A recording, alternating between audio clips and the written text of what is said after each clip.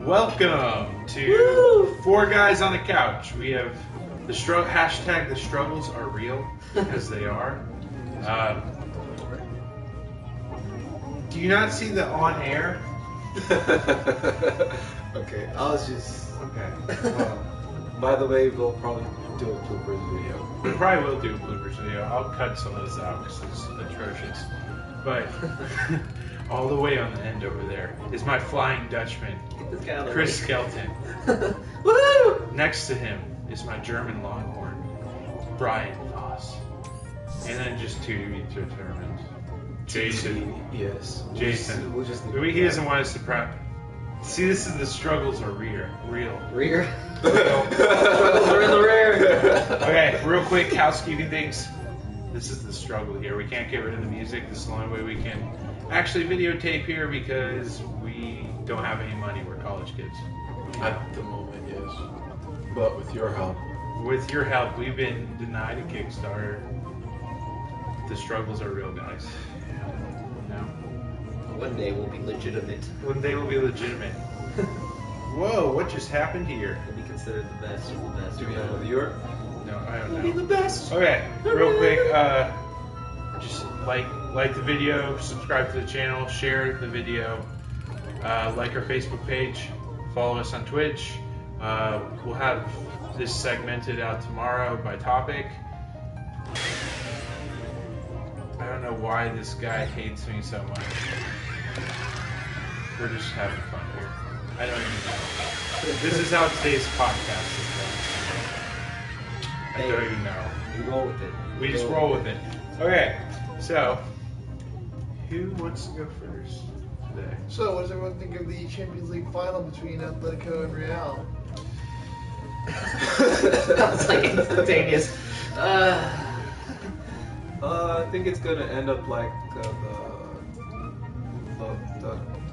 Spanish League Cup. Atletico winning over Barcelona. They seem to be on fire this season. They're great underdogs too.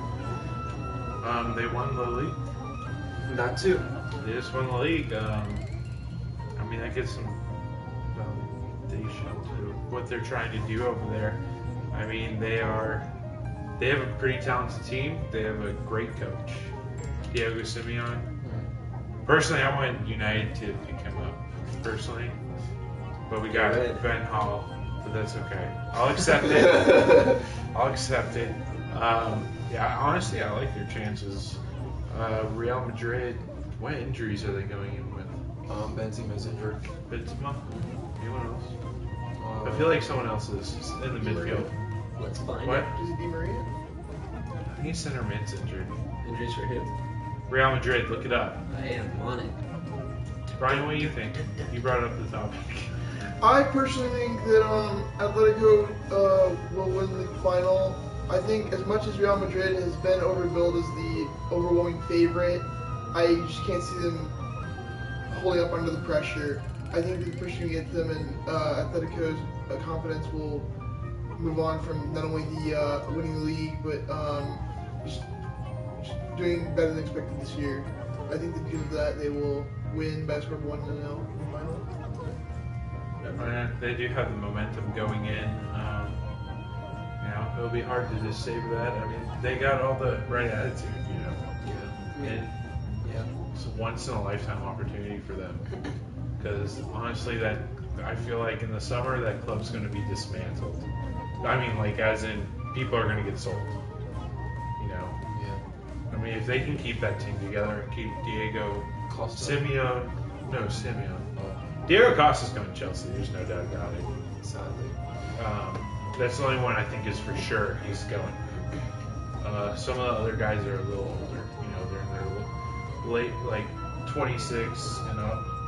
So, it depends if they're going to be gone. I think this is a once in a lifetime season for them. Yeah. Honestly, unless they can pick up a couple players to replace like Diego Costa, which they seem to be done because they had Fernando Torres. He got replaced with Diego Forlán. Then he got replaced with Sergio Aguero. And he got replaced with Falcao. and now they have Diego Costa. They seem to be good at replacing people. I mean, And they seem to be good at staying. keep on talking. I think I figured out everything. They seem to be surviving pretty well. Let's do this. Let's see if AR hockey will get us into the good zone. Oh crap! Oh crap! The struggle is real. Only the microphone audio is being broadcast, Henry. Sorry for the okay. little technical difficulties at the moment. But to our 4 new viewers, I'd like to say thank you for joining us. Woo. The struggles are real today. Yeah, the struggles have been real. It's like the universe doesn't want us to have this podcast today. Well, Forget the universe. So, updates on apparently Windows postponed this. Updates as far as injuries. We have Kareem Benzema, who pulled his groin, but he said it's not going to be a big problem. He'll be able to play for the championship game. And then Ronaldo's injury is going to be okay also. He'll be up there for the championship game. So, I'm- The more in terms of Real Madrid, I'd like to bring up the topic of the financial fair play initiative brought about by UEFA.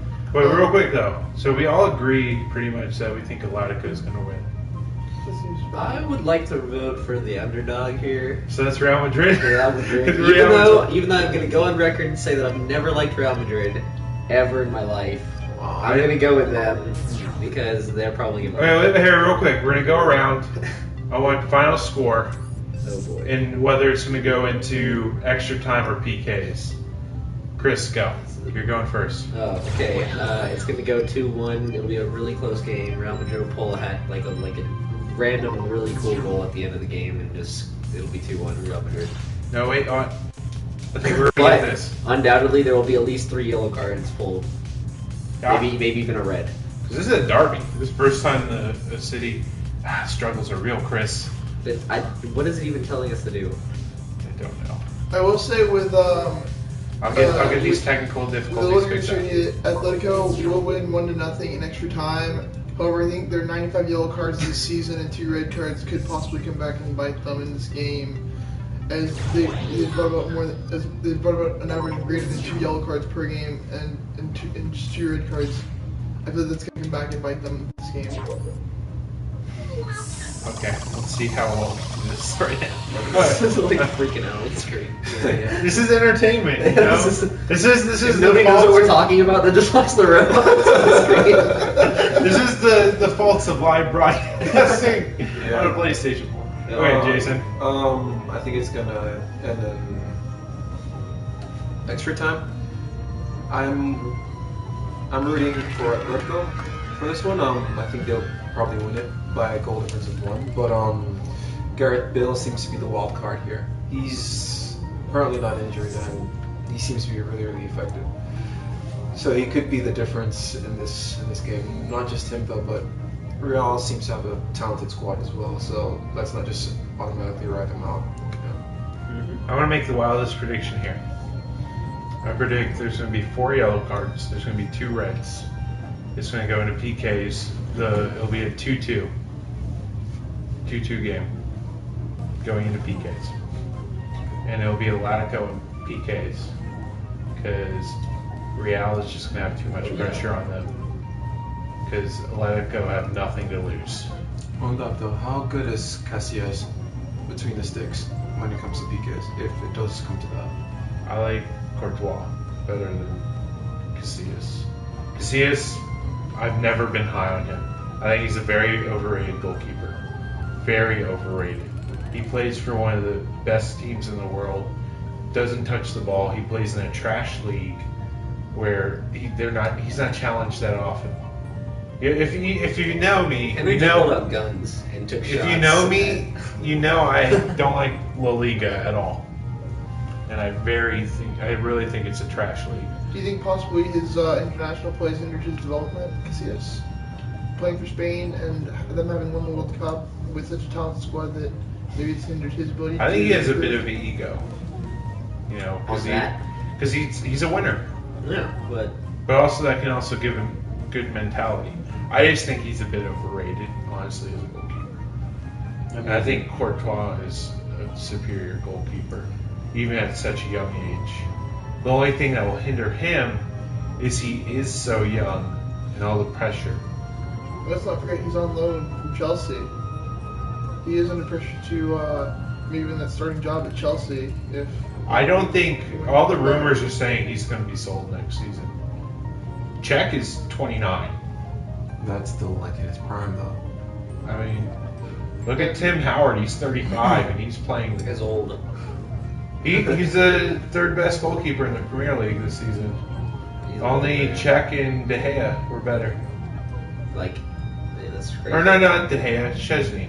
It was Szczesny, wasn't it? Yeah. There Yeah, we go. it was Szczesny. Don't be forgetting the Arsenal people. It was so young.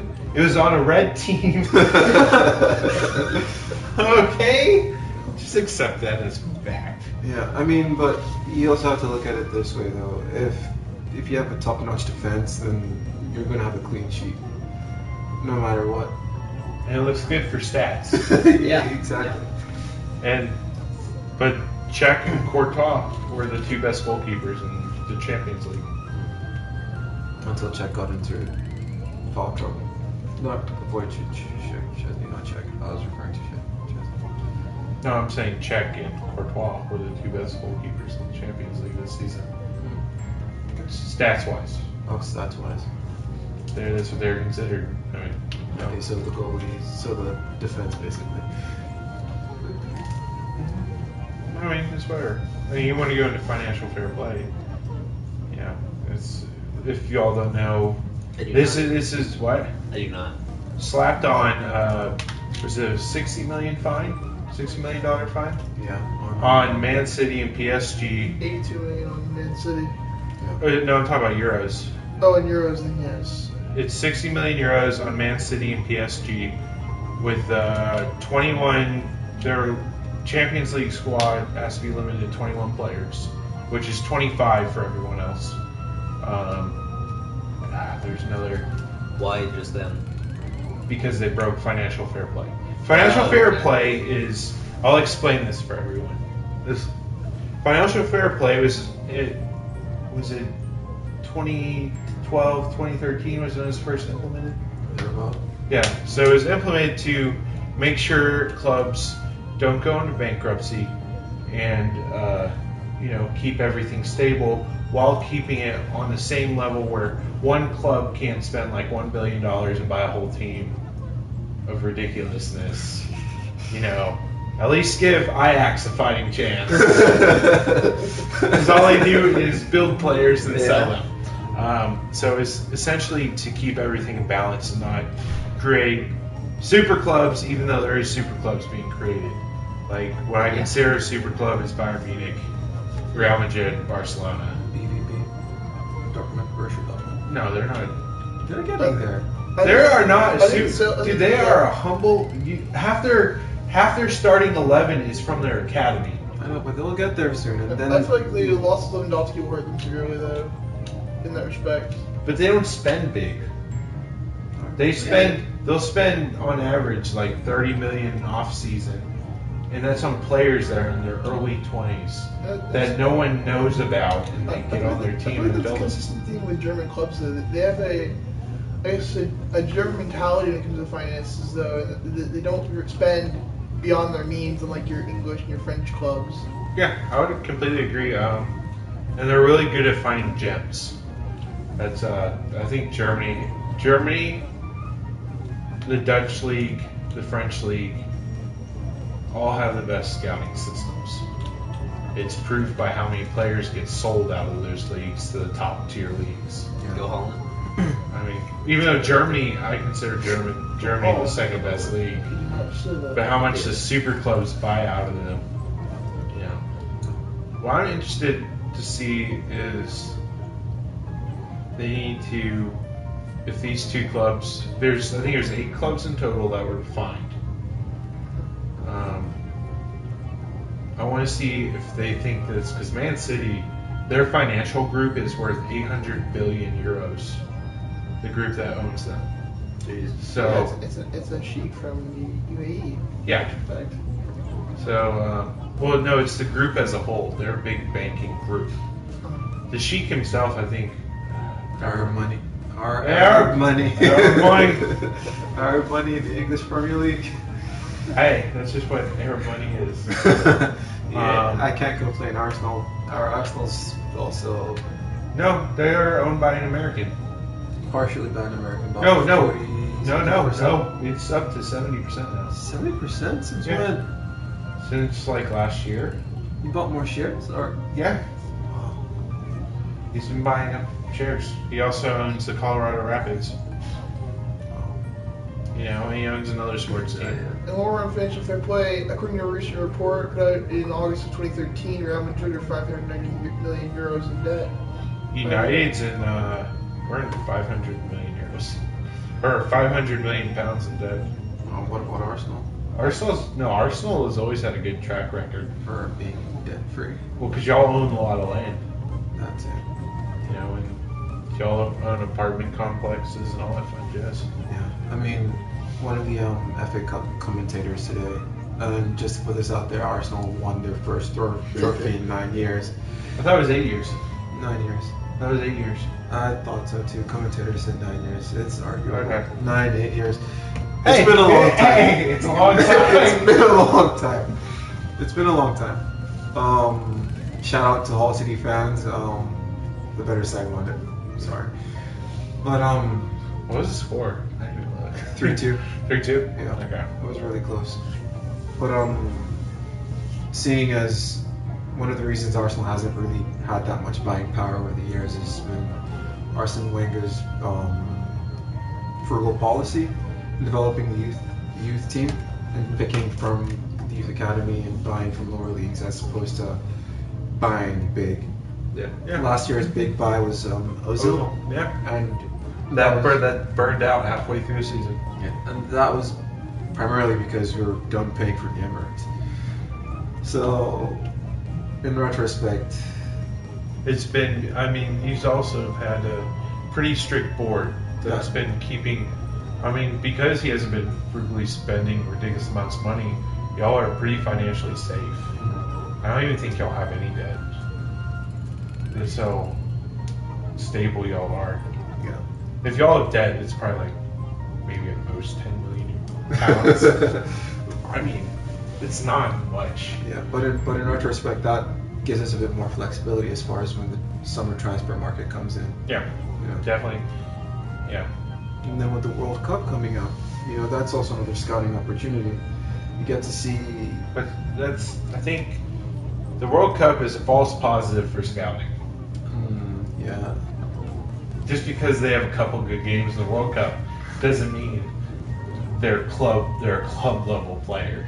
Well, not only that, but you feel to differentiate between a player who's good individually or just a product of the system.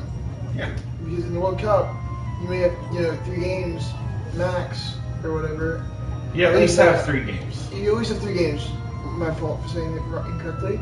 But a player could be just a product of the system. Like for example, a striker on a team running a 4-5-1. If the striker's has good midfielders and they get a lot of goals, how can you tell if they're good individually just from that samples?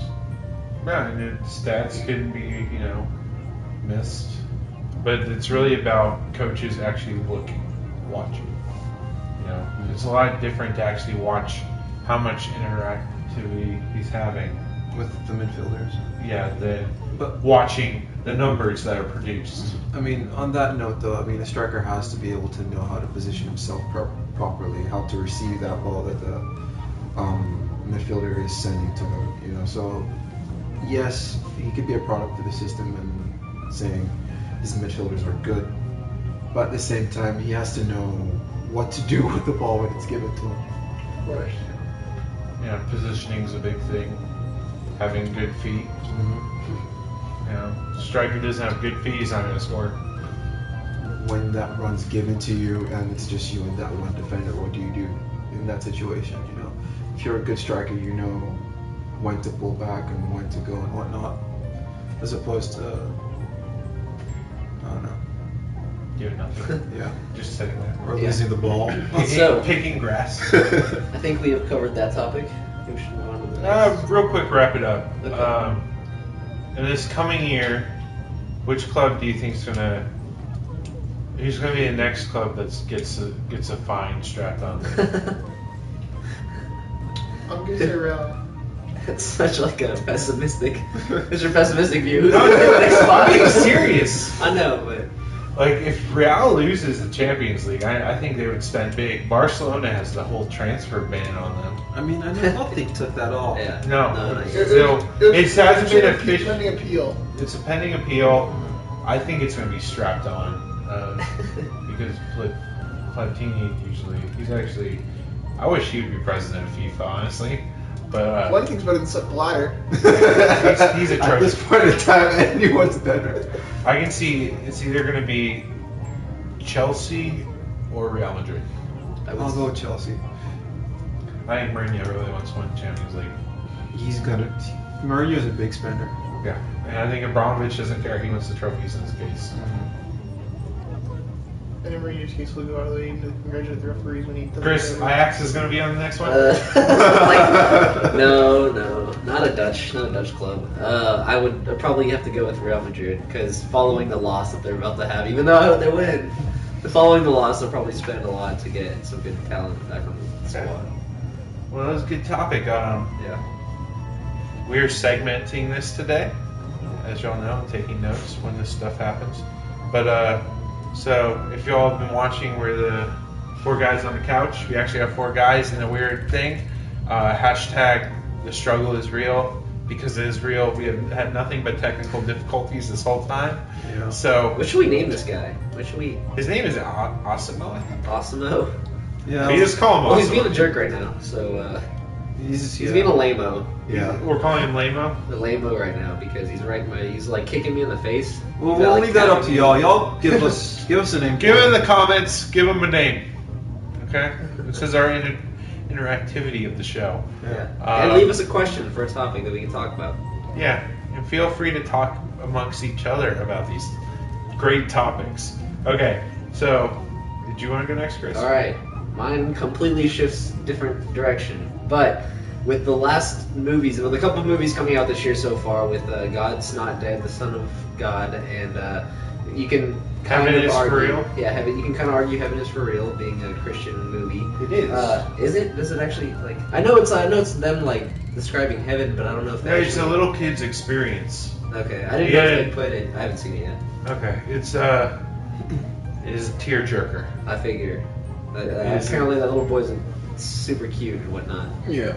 He's adorable. He's Actually, I adorable. kind of want a Frenchman. You guys can have the rest. Okay. Anyway, so with these movies coming out, and this being the first year that we've had a lot of these movies coming out, what could that point to?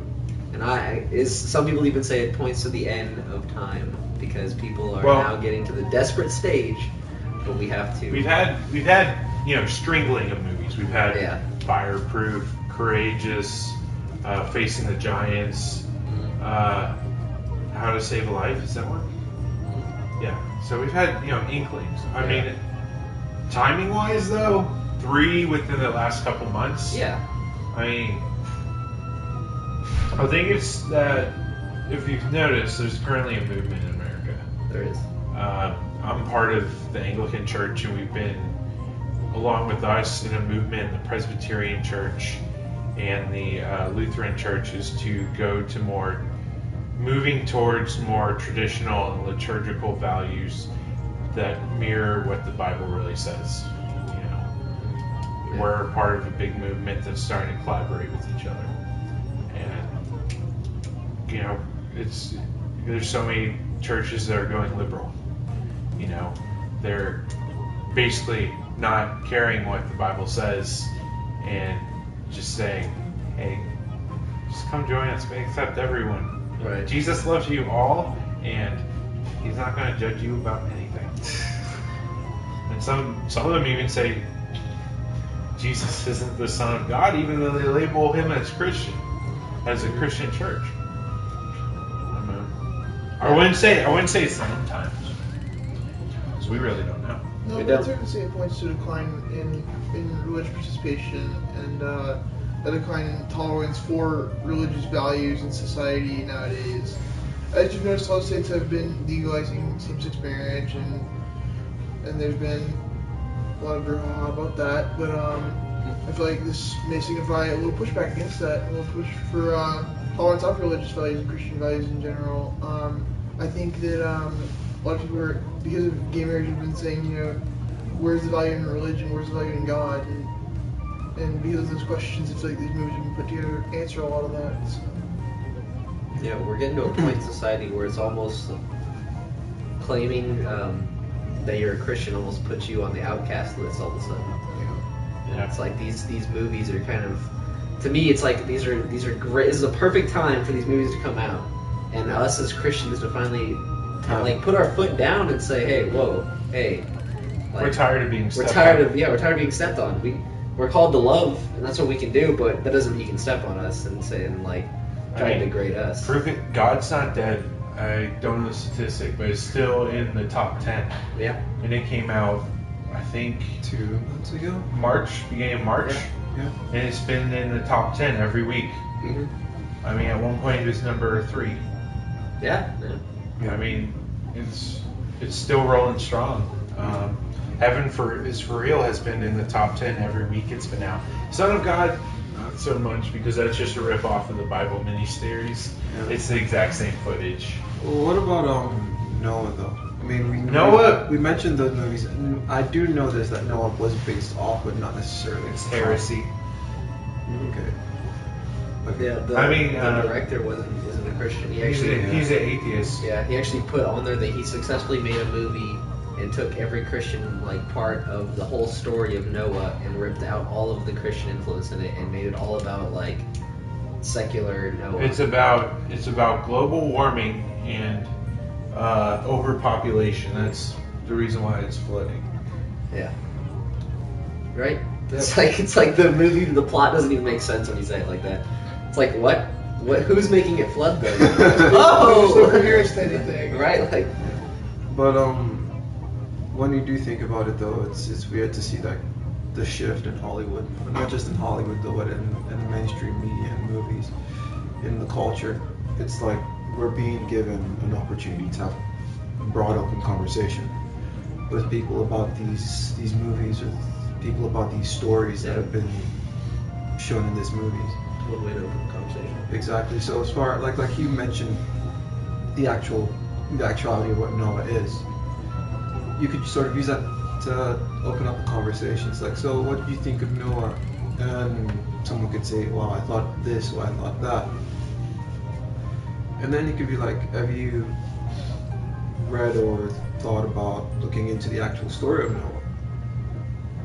That there's opening up a conversation for, well, I never really did think about that Bible story. All I ever really imagined was a guy on a boat with animals sticking out the window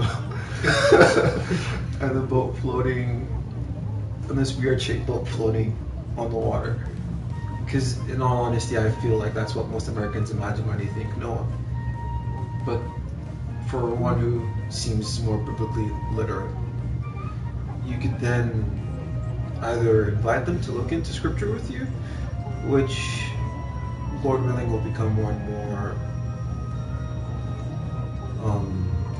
what's the word I'm looking for? Easier? That wasn't the word, but describe what I was trying to say. And just basically engaging them, like asking them questions as to why they believe what they believe.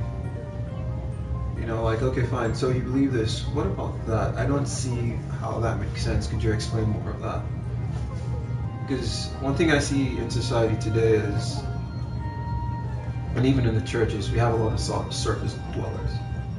What do you mean by surface dwellers? I mean by people who have an idea but don't really know the core of what they claim to believe or what they know to believe. So you mean ticket punchers? Basically. Yeah. The one a year. One of your churchgoers. Or the people that go every Sunday, but they're in the back. They may be late sometimes, you know. They just like to cozy on back, and they're just there. They don't really pay attention to the message at all. They're just there. Yeah. Just there to be there. Just there to be there. It's the check markers. That's what I like to call them. Just Like, mark off the okay, so we list. have 50,000. Ticket punchers. that's what I call 50,000. them. Okay, yeah, we have 51,000. Unfortunately, but if anything, a movie like Noah, or a movie like God's Not Dead, or a movie like heaven's for real can open that conversation up. So you could randomly meet someone and talk heaven. It's like, so what did you think of the movie Heaven's for Real? A lot of I've heard a lot of people with strong theological backgrounds doubt the authenticity of that movie or doubt the authenticity of the child's story. I mean, you also have to think about it. It's from a child's perspective. That Right. too. I mean, he can't. I think the kid's like 7 years old. Can't be theologically correct. I mean, he can't comprehend. What is he in like first grade? Where I think it's 5. That's kindergarten age. Yeah. What can they really comprehend? And even if you look at Isaiah and John, you know, they came and when they wrote about being having visions in the presence of God, they couldn't even fully comprehend. Yeah. And these are Old men. They got a prophet who's considered one of the greatest prophets to ever exist. One of the most literate, I mean, with his writing style, especially. Yeah, especially his Isaiah writing is style. considered one of the hardest books to read. Yeah. And then you have John, one of the inner 3. You know, Not forget the 12, like the inner 3 of the 12. Yeah. of the 12, Yeah. he was considered, hey, It's my John. man John, but Jesus. Yeah. You know, I mean, these guys they know the word, Yeah. and they can barely comprehend what they saw as in their human flesh. Much less a 5-year-old. Now that's a 5-year-old that doesn't even know much about the world. Yeah. I mean, there's that aspect. But also, like, when you look at that could open up a conversation about heaven. Yeah. You could walk up to a random person, have you seen this movie? And if yes, they have. And if If they say no, then you should be like, well, there's an adorable kid If y'all in want that movie. Side note, if y'all want to read a good book about heaven by Randy Alcorn, he should definitely sponsor this show. So, showing Selling off his book. selling his book. Honestly, this is probably one of the best books. It's one of the best afterlife books. If you're interested, that's my plug. So if you want to know more, I highly recommend that book. Okay. 4. We're gonna So call them Maybe we're on 4. we have 4. We have 4. Yeah, 4 We now. have 4 now. But yeah, what was that? But it opens up a conversation. You could start like, okay, fine. How do you think you're gonna get to heaven? Like this little boy said he went to heaven. Do you think you can get to heaven by being a good person? And that could open up a conversation as far as presenting the gospel and all of that. You know, or just finding out where someone is spiritually. So these movies are good, yes, but they also sort of represent an awakening happening. Yeah. That's what I would say. Yeah. I think this is a brand new movement in America for Christians against Every decade has its own movement. Hmm. You know. This is the spiritual warfare movement, if you ask me. Spiritual. Hold on. Spiritual warfare at this point. Angels and demons. Yeah, Okay. but if you think about it, the rest of America has been corrupted by these false ideas that Ideals. these ideals really, and so it's I still. like the word ideals. So do I. It's a Anyway. fun word. I mean, you look at it this way: it's everyone's trying to find out what's true and authentic. Like,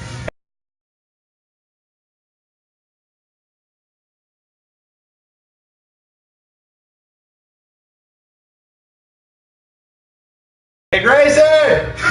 She's in the room. You want to go open the door for Miguel? Okay, the struggles are real, guys. struggles are real. We're about to be 5 guys on the couch because we're making up for last week.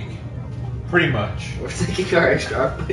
We have the name The Alpha. fourth guy from last week is now showing up a week later. Yes, we got him here. It's okay. Anyway, Okay. well, that's all I wanted to say about mine, though, is I think that Yeah. it's starting a brand new movement in So- America. Yeah. Any more thoughts on that?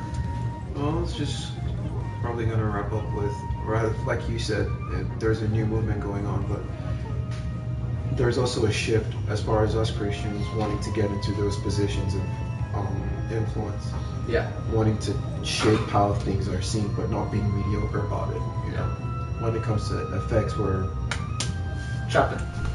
basically chopping way up there. So it's like they don't have an excuse to refuse giving us that work. You know? Yeah. But at the same time, having that opportunity to I don't really do it. having that opportunity to present our worldview, Yeah. not necessarily impose it, but to present it in a way that can provoke conversation. There is. Okay. The fifth member of our show is here. Now we get. Hold on. Y'all keep on. Continue this conversation. I'll be right Well, back. we have your topic, right, Jason?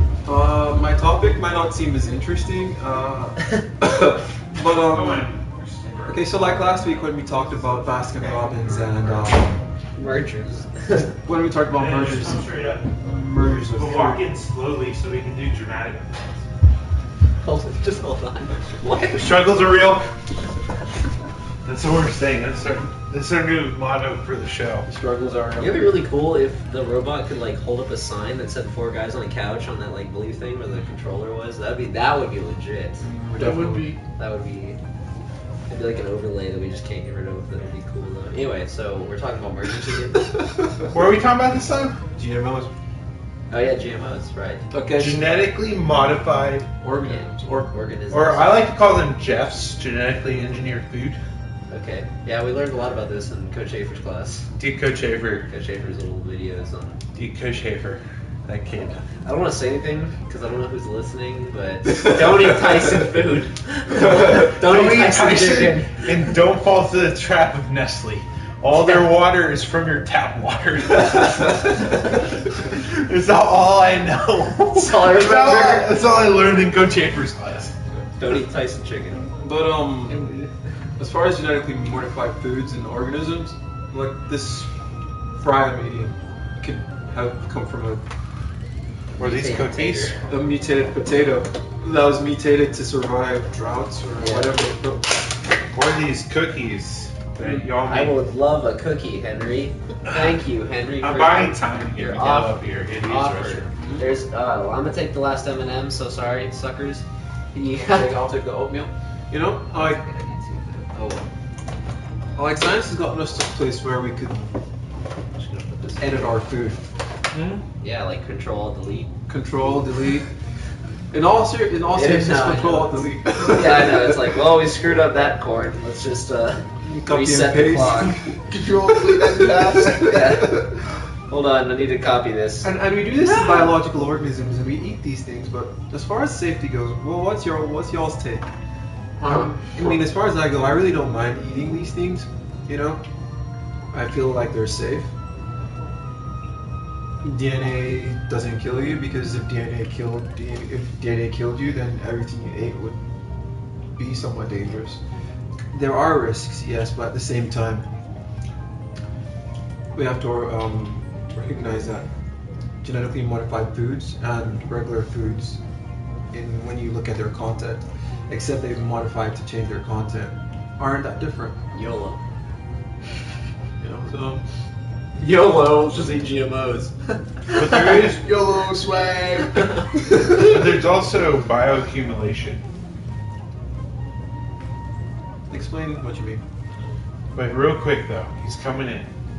He's coming Dun, in. dun, dun, dun, dun, dun. Get you in here. It's my luchador, Miguel. Is that your nickname? Got him set. Luchador? That is now. Here, Jason, just scoot over close to me. I don't bite. I'm a little closer to Jason. It's okay.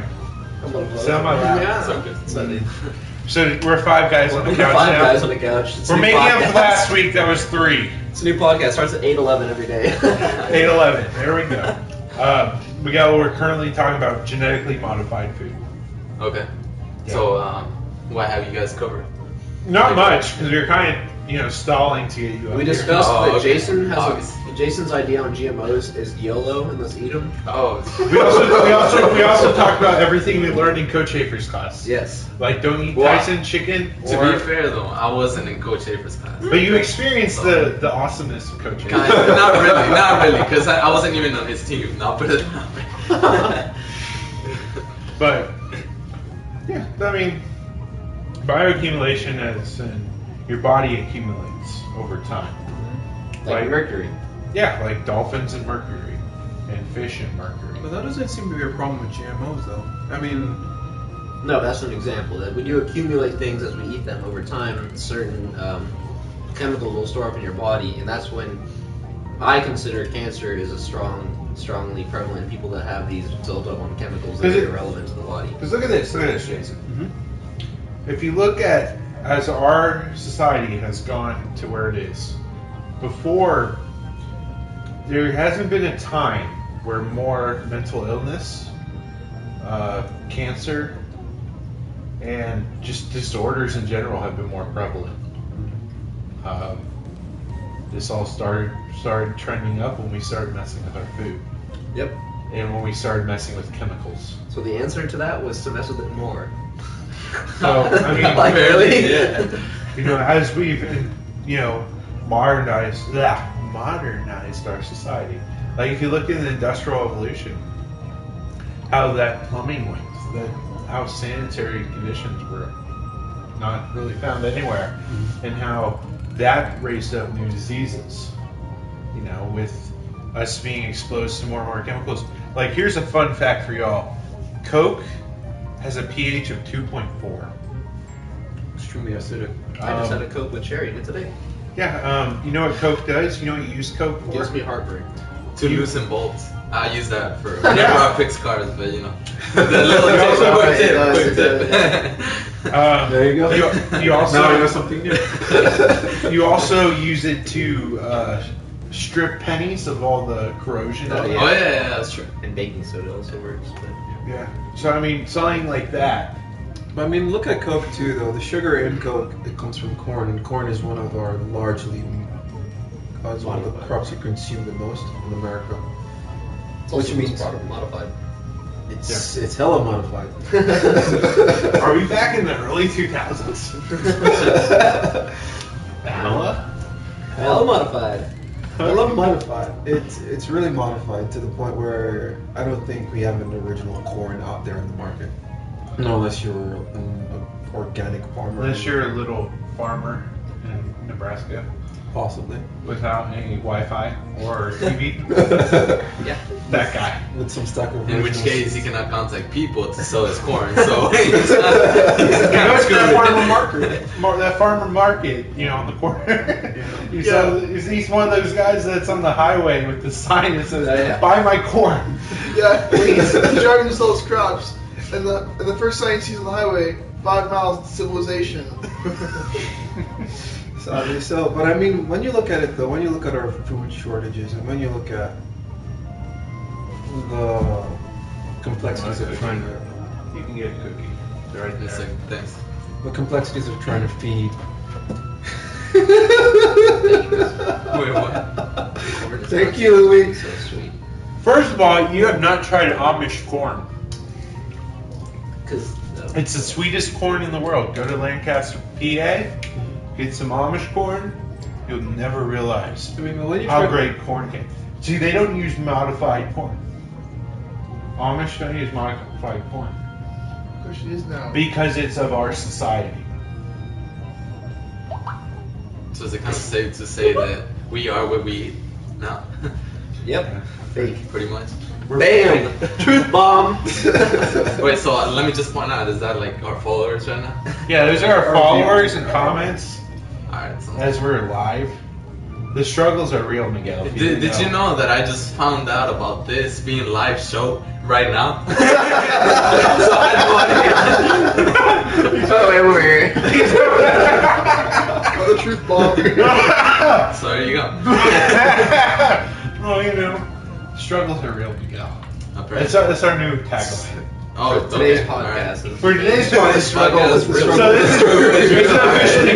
this is officially 4 guys on a couch plus 1. Or no, it'd be 4 guys on the couch, episode 2. The struggles are real. Plus we added another guy. Because you missed one last week, right? So Yeah, I'll make it a super long title. it's a hashtag. It's a hashtag. It's a There we go. So, Thank you, Kaylee. Did we add the struggle to the group? No. I think I'm struggling already, so there it is. I'm supposed to be here to fix it. Maybe you can wrestle. You know what? Side note, your nicknames, we could have a battle royale. Because I could be the guy with In this corner, we have the Flying Dutchman versus the German Longhorn versus the Luchador. So mine is this. And Hey, apparently Jesus is on the couch. And whoever the robot is, well, he's not on the couch. He's still floating up there, kicking me in the face constantly. Are we calling that our little Or he's Jesus? scratching my head. I can't really. It's one of the two. It's whatevs. Okay, are we? So, Anything to wrap up on that? I just think we should just have an open conversation about that, though. I mean, they are generally safe to eat. I mean, there is a lot that is generally safe to eat. But I mean, when you have a genetically modified chicken. Okay, now when it comes to poultry, when it comes to livestock, I have a problem with. Okay, so we're adding that little layer there. Yes. Yeah. So if it's to vegetables, if it's to fruit, you're okay. I'm okay. But when it pertains to something like a chicken, you know, your steers. So I mean, the only animals that we eat currently in our supermarkets that are not genetically modified are fish and sheep. Fish. That's a long shot.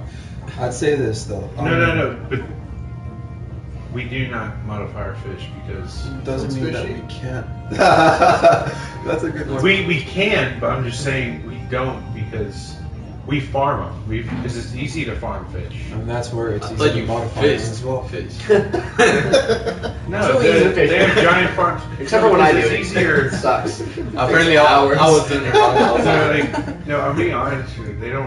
They really don't genetically modify because it's so easy to breed a bunch of fish. So easy to modify. I can breed. What is this? What's going on? Did we go offline? No, we're still online. We're still on the air. The struggles are real, guys. Can y'all see us? No, it's just the audio. Remember, this is the same thing that happened earlier. Go. Okay, we're good. I'm sorry, guys. Back live. We just had a fifth viewer come online. Woo! Welcome. If you can, we'll give you a shout out. Just leave something in the comment. We'll get to you. He's ignoring you over there. Why? Chris and Brian don't even Uh, exist anymore. Oh, for a second, I thought, hate this Chris robot. stood up. He hates me. Unfortunately, it's become 3 guys in a couch again. There we go. We got it. Can you suck him into the controller and make him stop? No, I don't know. This is the one flaw. We just accept it because the struggles are real. But yeah, but I do want to point out that, like, pretty much like you said, like, most of the things are genetically modified and stuff. And it's messed up. And it's not only the things that they do, it's just the way they do it. You know, like, I don't know, it's like, instead of approaching it like, okay, well, let's just modify it in, like, certain way, like, slowly or whatever, they actually do it, like their methods are horrible, you know? So it's pretty messed up, not only for us, like, the humans, but as well for, like, the animals that are modified, you know? See, I think it's pretty messed up. that's my thing with the animals. With the plants, So it's a double standard. it's not a double standard. I mean, with plants, it's cut and paste and then put in the ground and then let the natural process of it growing on its own take place. With animals, it's just weird. Now, for plants, and I remember the one illustration that I remember from Coach April's class was that, like, corn naturally has a predator. So I don't remember exactly which was the predator they used in the Crows? show. No, it wasn't crows. It was a small insect. Oh, I know what you're talking about. But that insect would eat the corn, and it would while it was growing in the sheaths or stalks or whatever they're called, stalks. It would eat the corn, and then farmers would take those stalks off, and the corn would be all, like, corroded and eaten out. And so they would take the genetically modified corn that had natural, Pesticides. I guess pesticides, yeah, to kill those insects when they attacked, and the corn would stay. But without those insects, like certain worms or something that could eat those insects were also dying out, and it created, like, a whole nother, like, problems in other areas of the farmer's field because of that one pesticide, instead of them just having, like, natural And defense. another example, well, this also has to do with our quality of air, but honeybees. We genetically modify plants all the time. You know, flowers to make them look beautiful. You know, we modify roses to make sure they're the optimum pristine for us to all look at. You know, the beauty aspects of it. I mean, we got some in my backyard. I'm not gonna lie, we have some in the backyard. You got some GMOs in the backyard. We got some GMOs in that backyard. So you're talking from experience. There you go. No, but the pollen that's being created from the honey isn't good, because honey is what bees eat, and it's not good for them. It's killing them off. Along with the fact that our air is really bad quality. Yep. Yeah. Used to be the like pollution capital of the U.S. titles in what was it 2012 and 2011 for nothing. What, Houston? Yeah. Well, we don't have that many honeybees. This isn't our natural habitat. I mean, then you just see it's not just one factor, but it's a multiplicity. It's multiple factors contributing to a steady decline. You know, as far as It's because all the factors attacking at once is why it's declining. there we go. Because they're predicting by 2020 there's no honeybees are going to go extinct. At the current rates. By 2020. We got 8 Yeah. years. Wow. Enjoy your honey for the next 6 8 years. By the 6 years. So there's Oh more than yeah, one. it's 2014. He's Anyway, destroying your brain cells. dude, he's really been kicking me. It's because Or is taking the spotlight in his career. Don't worry, He's rubbing don't worry. it By in 2 years time, we'll have developed a way to to breed honey bees. clone honey. I mean, pretty much it's still like they do modify it, like in some ways. I don't remember how they manipulate it, but they do. I heard about it. I don't exactly know how they do it, but they do like this process. So I mean, in a way, it's not really like legit, you know. Yeah.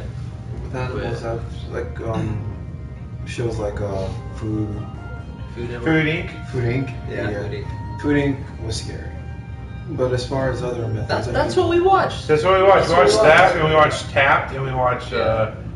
Oil Rush, I think it was. Yeah. While we're on the subject, I'd like to bring up the fact that the FDA regulations haven't been able to exactly catch up with technology as is law in general. The FDA is just another program by the government. It's flawed with lobbyists that are trying to get their products through. I mean, Yeah, that's all part of I mean, unfortunately. I am It's very just a cynical about the government. Honestly, I don't think they can ever get anything accomplished because Bring the they're. regulation of politics. She's getting these little. Because I mean, the EPA can barely do As anything. possible. EPA can't do anything. FDA is awful. The only people that get stuff accomplished is like the CIA and FBI, but they use lethal force. You look at you set up the EPA, and you wonder why it's even set up. I mean, look at it. It's Why not would even you doing first it. anything set up by Nixon? Why? But I mean, if you look at it though, there's a lot of people, like a lot of corporations out there who still sort of hate the EPA for some reason. I mean, Mitt Romney, that was one of the big points of his campaign was to take away from the EPA regulations. I think it would be better when we all just defended our own territories. We should just go to another planet. All the hippies need to Chris, come back and stop hiding. hey, Chris, you want to go with me and find a new planet to live on? Okay. Speaking of new planets, has anyone seen the trailer for Interstellar? Yeah. Is that the next topic? Because I haven't seen it. No. Is it Guardians of the Galaxy? Neither. We're on the same page. All I know is Guardians of the Galaxy is going to be amazing. Yeah. So are we ending this topic? I'm gonna end with this. Interstellar has a similar story to what you just mentioned, leaving the planet. Yeah. The trailer is about the Earth running out of food, and the only solution is to leave the planet. But in the meantime, look for another planet. I mean, that was basically the whole storyline behind Wall-E. So, Behind the- I don't know They're just what copying- we've already seen. they're copying we've off already the seen the Disney end of movie. that. No, except this, they haven't like lived in space yet, and they're not all flat blobs that don't have anything to do with Okay. themselves. Okay. No, these are actual healthy-looking people They're actually healthy. They go running up there. who left Earth looking for another planet. So. Yeah. Yeah. Okay. Well, with companies like McDonald's, I wonder why they're looking for another planet. Yeah, you cannot hide from them. You can go to any country and you'll see the Alright. Okay. But isn't it ironic that like there's McDonald's in other countries, but apparently they seem healthier than the McDonald's here in the U.S. Because we're satisfied with Yeah, our it's McDonald's. serving size. We're completely satisfied with ours. I mean, you don't see anyone really going up against McDonald's. They're a powerful corporation. And they silence people. At a McDonald's. I mean, they finally changed their pink slime stuff. Pink slime stuff. Yeah, all their Yeah. burgers and chicken were made from some weird Oh pink yeah, slime. yeah. Ah, yes, yeah, it's nice. the monkey, right? Like they were Yeah. saying monkey meat or whatever. Well, it was a myth, but you know. Yeah.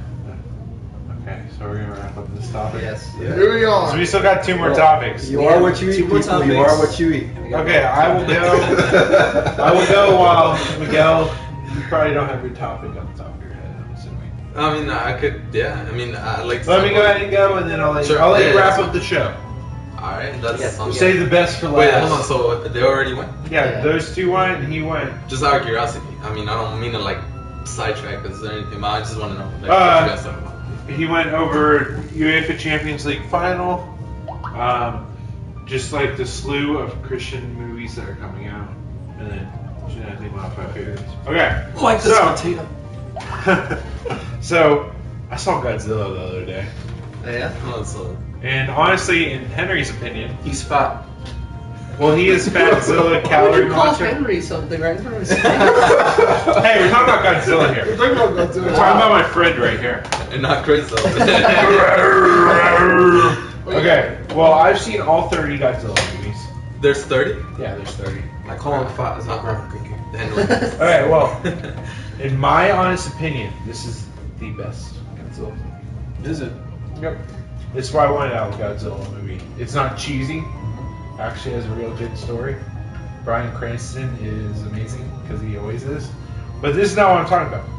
What I'm talking about is, in y'all's opinion, and you're going to have to defend this, Oh, who is the greatest character in film? the greatest character. Mine is Godzilla. He, besides just being this giant monster that can destroy stuff, he represents something more than that. In the early 1950s through all the way to the 1976, that era of Godzilla was a commentary on what happened at Hiroshima. You know, this is what caused what Godzilla is. You know, the nuclear warfare. And this is Japan's continued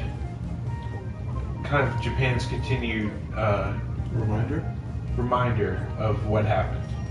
You know, going into the late 80s and early 90s and all the way even to the 2000s, Godzilla's a reminder of just how much we've attacked nature and the nuclear stuff we have done and how much we treated that, and because all these crazy monsters have been created, Godzilla's the force of nature that's balancing everything out while destroying our cities.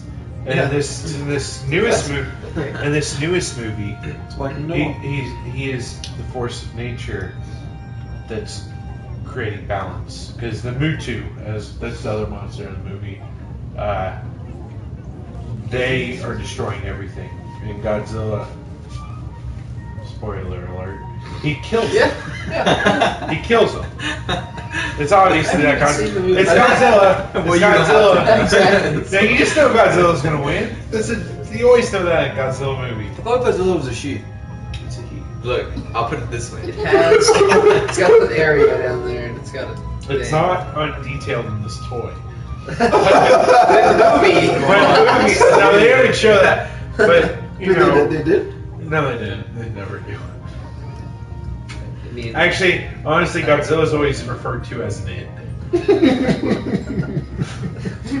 Especially in the Godzilla '98, the American Godzilla, it was a hermaphrodite and it laid eggs. Oh. So they actually had like Spoiler alert. right? sorry, buddy. Sorry, buddies. Yeah. No, but it's assumed every Godzilla movie, Godzilla wins, except for in the first one, because he Hey, dies. that's actually part of the title now. Spoiler alert, just so you know. Okay.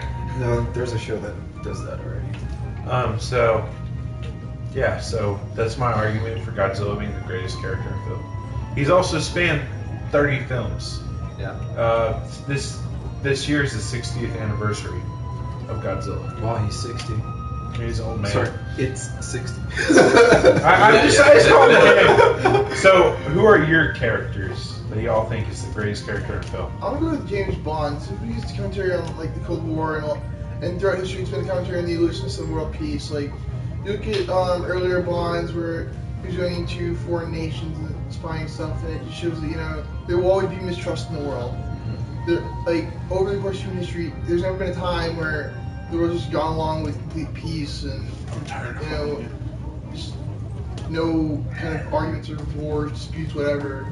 And Yeah, look at I that. think with over 50 films over the course of maybe Is it 50 films or 25? I don't know anymore. I think it's 25. Maybe I'm wrong. Maybe you're No, right. it's 24 and it's about to be 25. Okay. Well, that being said, over the course of I think Is that right? over the course of history since Now I wanna 1962, know. I think. I think it's shown that there are people out there who just can't be trusted. They can't be worked with and stuff. And I think it comes down to one's own opinions, who one works with, who one trusts in their life. And I think because of that, I'm gonna say James Bond's probably the greatest character in film. Hear that, ladies? There's some sexy men out there that can't be trusted. He's a womanizer. He's a womanizer. Yeah. Alright, Miguel, who do you think's the greatest character in film?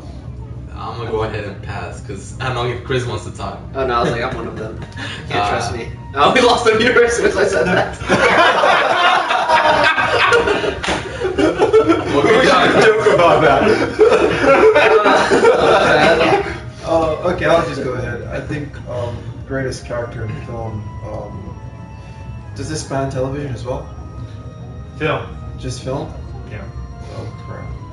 This is gonna be. They can have spin-offs on the televisions. And by character, you just mean like, it doesn't really matter. It could be a person like James. Yeah, mine was Godzilla. Right. Well, yeah, that's why I was saying. It can even thought be was, Woody. All right, I'd say right. mine's Forrest Gump. He's. That's an overrated movie. Well, yes, it seems like it's an overrated movie, but I mean, 23 Bond movies so far. Thank you, Louis. We appreciate your awesomeness. He's ordinary, but at the same time, he's done extra. He's an example of ordinary. He's an example of an ordinary person doing extraordinary things without. He's not ordinary. He was ordinary. I mean, from Mississippi. couldn't walk. Voice crack.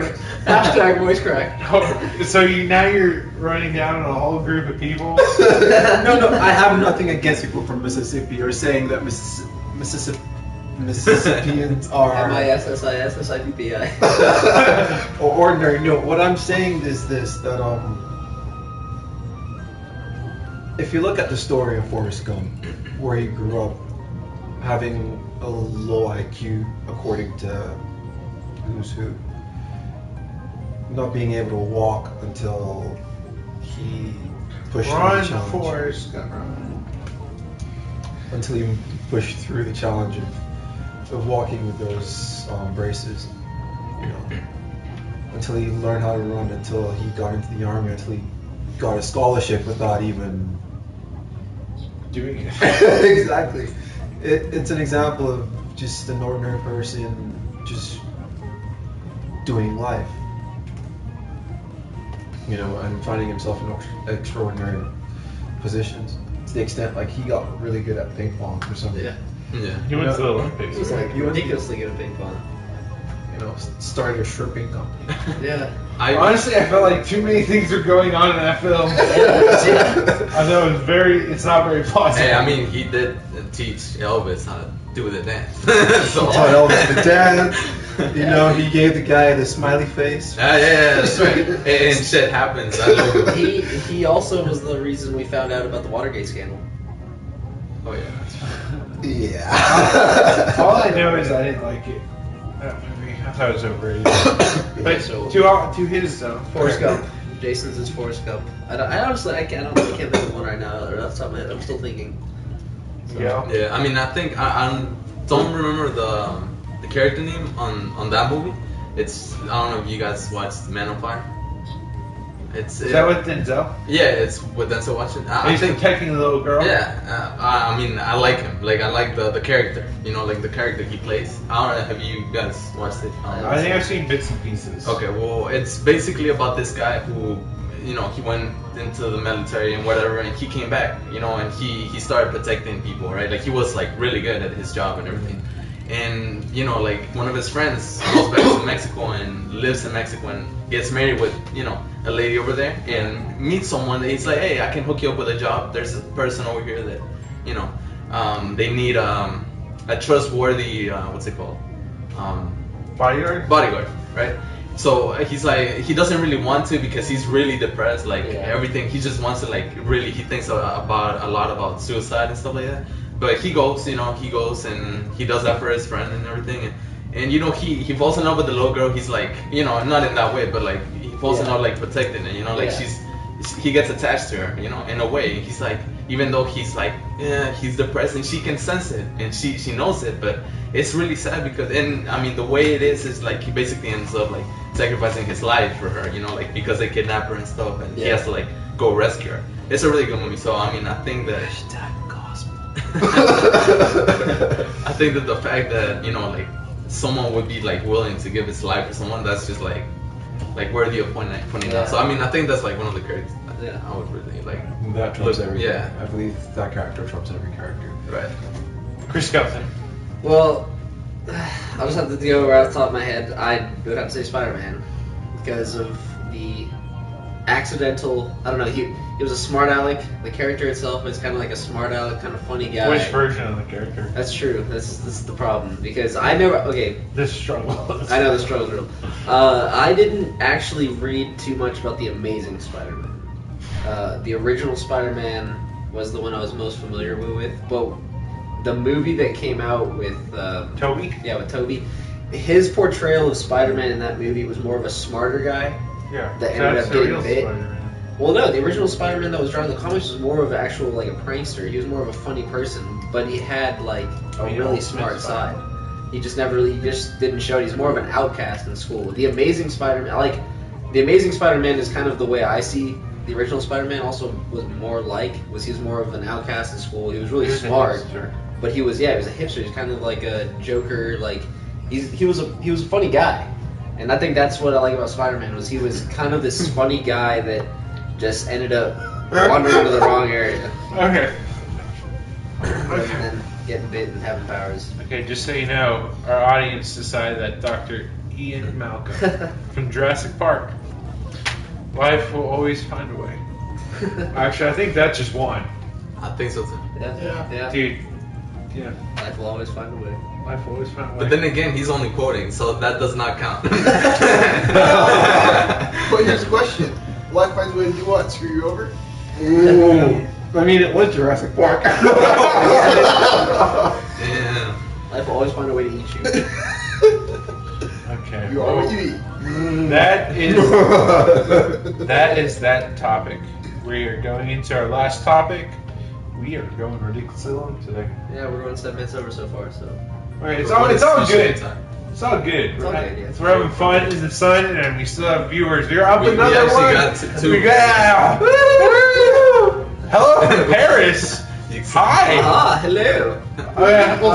Bonjour, bonne nuit, or Parlez-vous français? You know, I'm sorry, I'm butchering your language. Obviously, we're not in Paris. So. We're in the great land of Katy, Texas. I think we lost. I think we lost the Paris person. Just lost it. Forget this. Okay, Miguel, you're talking. All right. Well, I would like to talk about. I think like it's a topic that obviously I think it does not suit like all the other topics. Like it's like way off, like completely. No, dude, it's all right. We're not. All right. Like I want to like see. Okay, here's the thing. Paris, Texas. Yeah, that's right.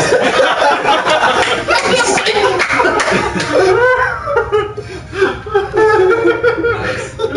We're trying to speak French. It's like, What the No, but hell? that's Kaylee though. I know. Anyway, We think the Paris person left. He got offended. yeah. Thanks, guys. Good job.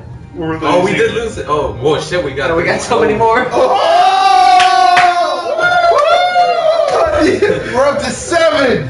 Okay, Time for a topic. It's Time for a good topic. Let's go. All right, so I just want to get like in y'all's point of view, like I mean, even the viewers' point of view, on like what's your perspective on like what is a real friendship? You know, like because I feel like I've had like friends and stuff, but I don't really know if because my views of friendship I think are different. So I just want to like first like see what you guys think. So Like, what do you really what's consider? our definition of friendship? Yeah, pretty much. Like, what do you Could consider? be a tearjerker topic. No, that's what I'm saying. Like, it was I just know. completely off. I mean, for me, I think I have different tiers of friends. You know, the lowest level of friends are acquaintances that I say, "Hey, I know your name. How are you doing? How are you doing over here?" Shout out to the, sorry to interrupt. Shout out to that extra viewer. Yeah, I know who you are. you know who you are. But I would say, like, because I know there's only a few that I consider my best friends forever. My BFFs. You know, my friend Tim, my friend John. These are people I can share my heart and soul, and I know they would do the same. You guys are in pretty much the tier below. Oh, we're leaving. No, it's a 5-tier. It's a 5-tier I'm system. just messing with you. It doesn't matter. I can be like number 5. You know, that's fine. I'm already here. Yeah, Y'all are into this. y'all are in my house, okay? And we finally actually got to get featured in your podcast, so in that case, but Yep. Yeah, there you go. We No made it complaints. into some tier at least. So. Hashtag no complaints. Hashtag no complaints. hashtag take what you get. So I mean, a true friend is someone that will listen to you when you have a problem. They will, you know, they know that they can come to you. So it's a mutual. Right. You know, it goes both ways. It's that understanding between you. Also, like inviting them to stuff. You know, how much you hang out, how much of quality time you'll have together. Cool. You know, also a friendship. It should be. You shouldn't require anything from anyone, from that other person. Alright. You know, you should just love that they love you, and they're showing that love to you through their actions to you, and through the experiences you have with them. That's my view of friendship. Yeah, I respect it. What about you? Wow, we lost 4 viewers. I know. Because we're getting deep. I think they just want to cry right now, man. We're gonna go crash. Hashtag Yeah. friendship. Hashtag friendship. Friendship's deeper than Facebook, people. Dude, I need to write these. Truth down. bomb. But to me, when I think of friend, I would go with what Henry said as far as the different tiers of friendship. Like there's that one friend where you pour yourself out no matter what because you know that they'll listen and they won't judge you. And then there's a friend who does the same, who pour themselves out on you, you know. Chicago. So the best kind of friendships I see are those friendships that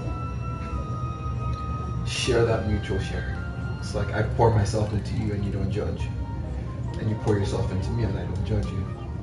And then there's just a level above that where I know you, but I know you and I can hang out with you and there's some level of commonality.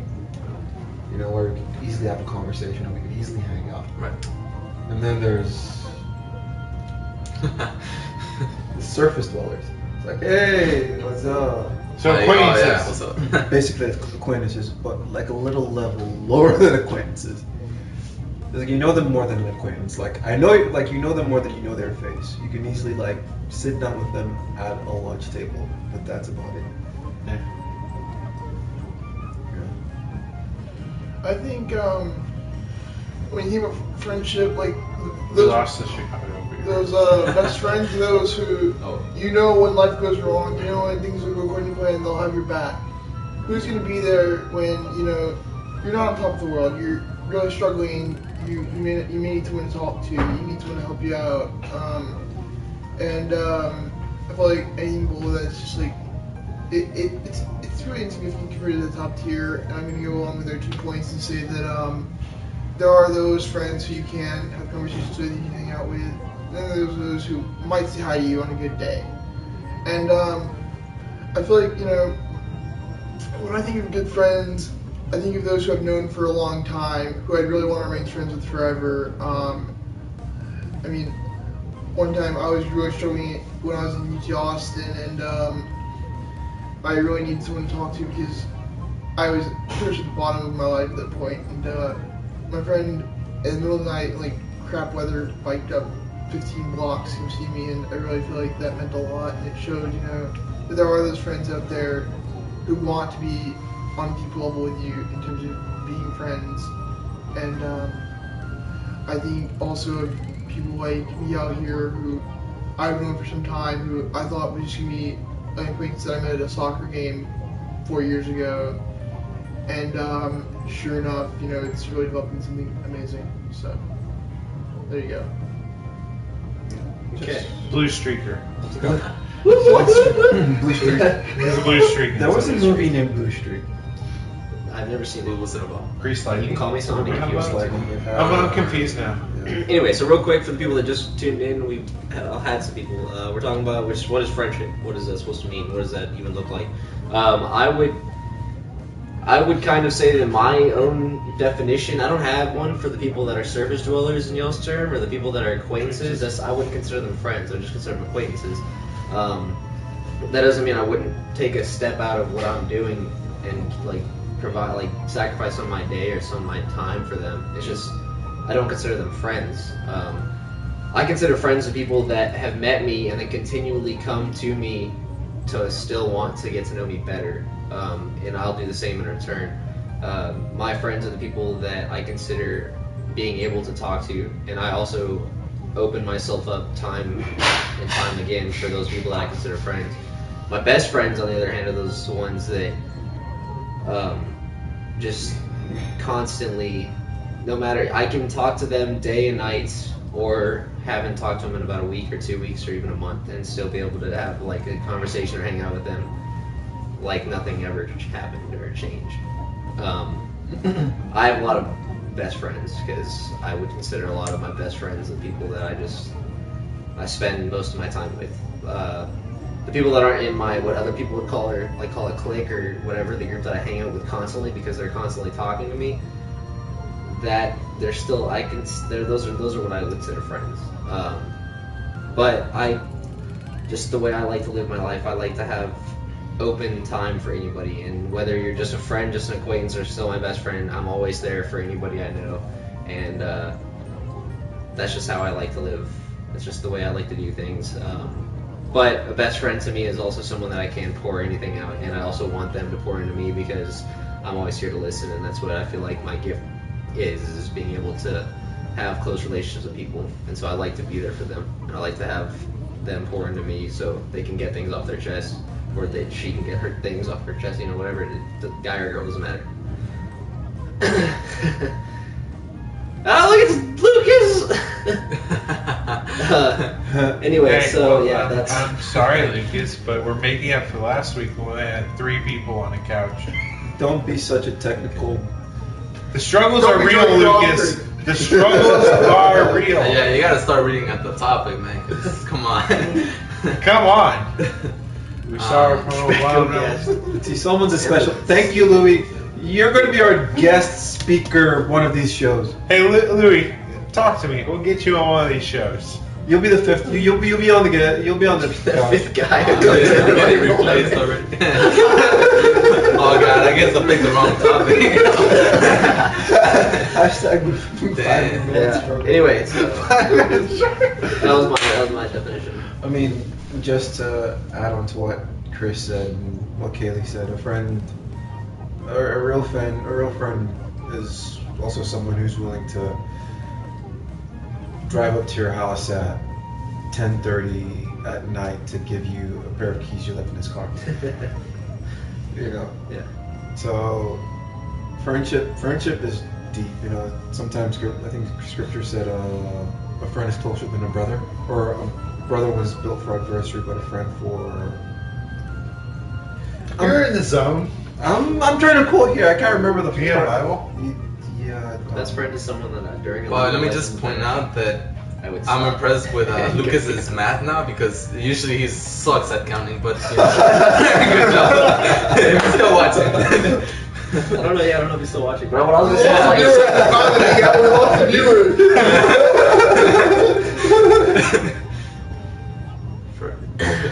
Wait, Lucas, we'll answer this in a second. Miguel has to give us this answer to this. All right. Yeah. So okay. Yeah. Like I think from my perspective, I mean, I just wanted to see like what everybody's like perspective was on friendship because I know that it changes based on. I think he just lost a friend. To answer your question. So much from my topic, right? Out the window. So, what do you consider a friend? Well, anyways, yeah. Well, I mean, honestly, I think that like, I just want to say that I mean, someone that like sometimes does something like, all right, like I'm gonna point out like Chris right now because I never really like got a chance to like thank him before or anything because throughout high school he was like like he always had my back even though like when I was down and stuff even you did and stuff like. And you guys. You mean I drove you around all over the place? No, but what I'm saying, like, because, like, for instance, Chris, like, I had like a hard time during soccer team and stuff like that. But I think like he's like the perfect example. Like you guys are like a perfect example, like what friendship is, Like I came in here late and it was like cool, like it wasn't like you got mad or anything. So or like Lucas, like. He's a good friend because like I just like dissed him on the internet and he's still like went back like oh yeah screw you. So yeah, I mean I just think friendship is something that like it's not tolerating people but it's accepting them for who they are, and just like being there for each other. I think that's it. Okay, so we're gonna answer Lucas' question. When does a person stop being a friend? Is it the inability to help without reward? Or something else? What do y'all think? What I just kind of lost. When is it? Okay? Someone translate for me. Okay, he's asking. The second part of the question is what's confusing. Yeah. So the first part is just simply when does a friend stop being a friend? The second part is it like he's kind of like leading into an answer. Is it the inability to help out or help without reward, or is it something else? And what he's basically gonna say, what do y'all think? So basically saying, is it the inability to help without reward? So some people consider friends just people that you can get a reward for doing something with, like you're using something. Yeah, you're basically using, and a lot of people nowadays do that because of social media is completely in social in its aspect, but yeah, because I don't consider everyone that's a Facebook friend of mine actually a friend. Yeah, exactly. And so there's people out there that are like, yeah, they're my Facebook friends, we're mostly friends, and so like, and they never see them besides on a picture on Facebook, and it's like they never actually talk to each other. He's basically just saying like, is it in the inability to get a reward from that person? So whenever you can't get a reward for hanging out with that person, or is that when you don't become friends anymore? And I would have to say my answer to that is no. Like, I think the point in which you stop becoming friends is because of something goes on in either of your lives that drives you apart, or you get into a situation that drives you apart. So maybe an argument that just was like, okay, I really like we don't accept each other's, and like I can't even be your friend because of the way you think of me in that way, or maybe like something you think about this topic in that way, or you just literally just find out that there's something that person believes in that you can't relate to or you can't accept. Maybe that'll drive you apart. Or another time, like I know I have a perfect example whenever you and another time is when people move away, when you someone goes to a different state and you're just like, well, time eventually will tell if you guys are really true best friends or if you're just friends, because sometimes when you're just friends, he'll find his new friends, or that person will find their new friends, and you'll just be like, well, yeah, you'll just, you'll always probably think like, I hope he's doing really well, but you just lose contact, and that's when you kind of just like, well, we're just friends, or you just acquaintance now, and it's usually a long time because someone can move away and you can still call them a friend, but it's whenever like 2-3 years move on, you're like, I don't even know if they're the same as they were when they left. I mean, a perfect example for me, for someone that like Mendoza, I know. Yeah. We're still close. Even though. We don't hang out that often, because he's up in that Fort Worth zone. Yeah. There's crazy people up there. But I know I can talk to him about anything. I know if I call him like at 3 o'clock and we're playing soccer at 5, he'll be there in case, unless he has a heart problem like he does now. But if y'all know Anderson Puckett, Oldham Puckett, or Odie Puckett, those are the 3 names he went by. We used to be best friends ages ago, from 3rd grade till 7th grade. That's a long time. 3rd grade, 7th grade.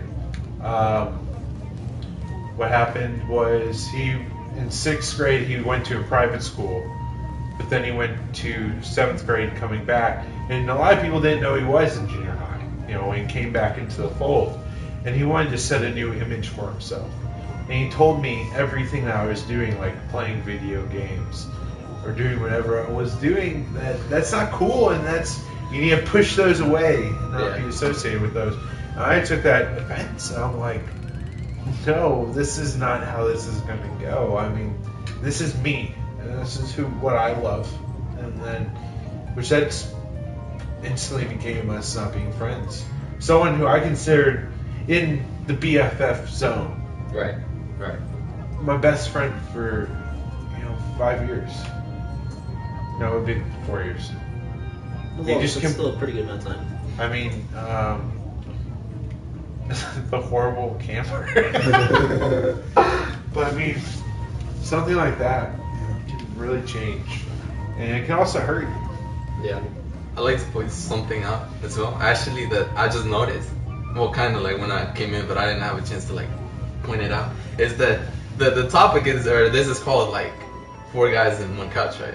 But it's actually 2, and the only thing that's holding it together is me, like sitting in between them. So technically, it's all 1 couch. It's called a sectional. well, technically, if you push this a little further, it's all 2 couches. So. Hey, we're not here with technicalities. I guess so. Yeah. We're having technical problems. Hey, the struggle is real, man. We're up in an NBA game. Hey, we are college kids and we can't afford a podcast. No. I mean, that's why we have this music going on right now. But you talk about best friends and how time can drive you away. I feel like if you have the will to want to be that person's friend as time goes on, technology is at the point where you can do that. And I think that one of my examples is I have a friend who moved up to Washington D.C. back when I was in 8th grade. Ever since then, I've gone to see him every year, and it's just been incredible. It's really opened my eyes to the fact that you can keep friendships as long as you really want to, as long as one person talking to you. And courtesy of that, I just feel like if that can happen, anybody can become friends. Even if you don't see them, there's still Skype, there's still phones, there's still the internet in general. There's still Facebook. Yeah, but Facebook, we need a new word for friends. So, Friend has become a verb. just side comment. I finally found the undertag for our show. We are 4 guys on the couch. A hashtag conversation podcast. Hashtag technicalities. Hashtag the struggle is real. Hashtag. Hashtag friendship. Yeah. Okay, keep on going. Are you done? Just to harp on everything else y'all have said, a friendship will last as long as either party's willing to push through whatever disagreement will come. Because one thing that's constant with human beings is we change. Yeah. We change in the way we view things. We change in different parts of life. For instance, Potato. For instance, I could. Hashtag. For instance, I could like kettle chips and you could like Lay's. Oh, I'm out. First of all, kettle You guys are chips- weird. Here, I'll give you one universal truth right now. Kettle chips are the best chips, and there's no disagreement on that. Okay, so if I like Lay's, Yeah. and you like, Delete. if I like kettle chips and you like, I know you Lay's, like kettle chips. You ate like half the bag last time. Yeah, I did. We ate half of that. No, y'all ate the whole bag together. I ate like 2 chips. Yeah, you're hosting, so it's good. Where was I? Fries. Wow, I did have fries. Been there since last week. Go keep on going. We are dragging We are on. 30 minutes past our normal. Okay, what was that? Yes, like if I like Lay's and you like kettle chips, and that's something we could argue about. The test of our friendship would be how much I would let that, or you would let that become something that would define us. So if I was willing to look past what we both like what we both find different, for the sake of, you know what, there's other things in this person I like, then you continue the friendship. But if that becomes something that both of you cannot look past, that both of you cannot reconcile over, then your friendship just seems flammable. But yeah. Any other final thoughts on it? Any other final thoughts in general? Okay, guys. Well, thank you for joining us. Yeah. We have had so many technical difficulties during this podcast. The struggle is real. I don't even know what that means. It's okay. Hey, okay. It's okay. So, thank y'all for watching. Yeah. Like the video, subscribe to the channel, Share us. like Love our us. Facebook page, Post questions. follow our Twitch. If y'all can see, y'all who are watching this, you see how awesome. Because like on the video, this whole thing shows up. So no, our comments show on our video. Yeah, they should. So you can see how much fun we're having here. Yeah. Even though we just spent an hour and a half on the podcast. Thanks for following. So I know. May the West be with us. No. No, you don't understand. Yes, I You do. don't understand. I'm just kidding. You don't understand what kind of curse you just put on us. Alright, so we've been 4 guys on the couch. We are a hashtag conversation video podcast. Yes. Hashtag sectional. Hashtag fifth guy. This is how we're ending the show. Oh, there's too many things on my lap. Whoa, what's going on? Alright. Everybody jump on the lap. Wave at them. Bye, guys. Bye. Go wave, idiot robots. Why are they not waving at us? Because they don't like us. It's They're okay. idiots. Alright, we'll see you We're guys next supposed- week. Thank you, guys. Yep, thank you. Awkward moment where everything is still being recorded.